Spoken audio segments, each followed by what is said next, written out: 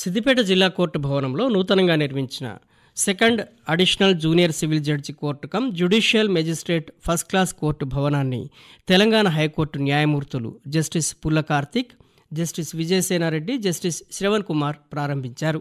Second additional junior civil judge court భవన నిర్మాణానికి కృషి చేసిన వారిని జస్టిస్ పుల్ల కార్తిక్ అభినందించారు.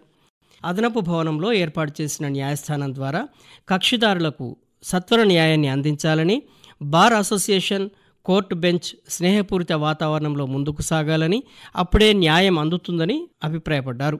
అనంతరం ఉత్తమ సేవలను అందించిన పలువురు కోర్టు సిబ్బందికి ప్రశంసా పత్రాలను అందజేశారు.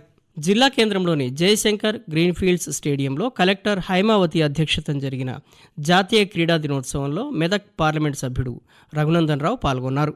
ఈ కార్యక్రమంలో వివిధ శాఖల అధికారులతో పాటు 150 మందికి పైగా క్రీడాకారులు పాల్గొన్నారు. అనంతరం ఎంపీ రఘునందన్ రావు, జిల్లా కలెక్టర్ హైమావతి క్రీడా టార్చ్ వెలిగించి పరుగును ప్రారంభించారు. ప్రపంచ సుప్రసిద్ధ హాకీ క్రీడాకారుల్లో ధ్యాన్ చంద్ ఒకరని, గొప్ప దేశభక్తుడని ఆయన సేవలను రఘునందన్ రావు కొనియాడారు. మహిళల రక్షణకు అమలవుతున్న చట్టాల గురించి పాఠశాలలు, కళాశాలలు, గ్రామాలు, మహిళలు పనిచేస్తున్న ప్రదేశాలకు వెళ్లి షీ టీం బృందాలు అవగాహన కల్పిస్తున్నాయి. జిల్లా she teams anti human trafficking బృందాలు గత నెలలో 40 మంది పోకిరీలను పట్టుకుని కౌన్సిలింగ్ నిర్వహించాయి.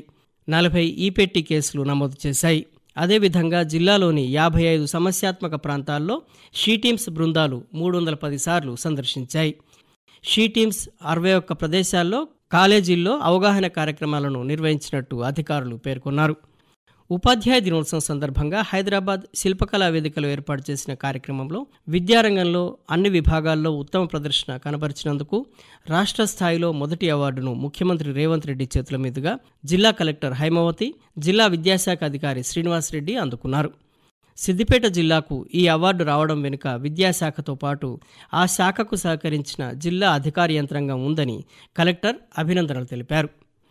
పనుల జాతర కార్యక్రమంలో భాగంగా హుస్నాబాద్ నియోజకవర్గంలోని వివిధ మండలాల్లో 13.24 కోట్ల రూపాయల విలువైన అభివృద్ధి పనుల కార్యక్రమాల్లో రాష్ట్ర రవాణా మంత్రి పొన్నం ప్రభాకర్ పాల్గొన్నారు.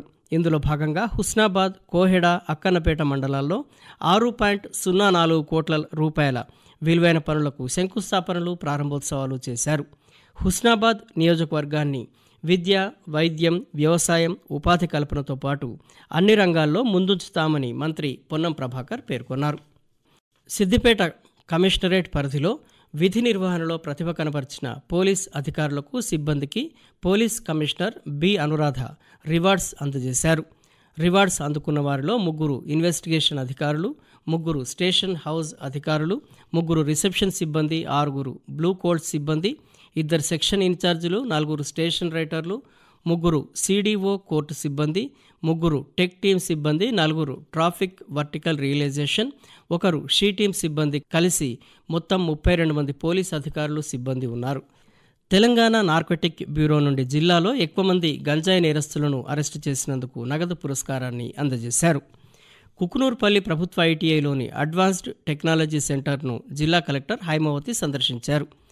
ఐటీఐ కళాశాలలో on industrial robotic digitals, advanced CNC machine technology, mechanic electronical వాహనం, basic designer and virtual verifier, engineering design technician, manufacturing process and ఆటోమేషన్లపై అందిస్తున్న శిక్షణను గురించి కలెక్టర్ అడిగి తెలుసుకున్నారు. ప్రభుత్వ అడ్వాన్స్డ్ టెక్నాలజీ సెంటర్లను విద్యార్థులు సద్వినియోగం చేసుకోవాలని జిల్లా కలెక్టర్ హైమావతి కోరారు.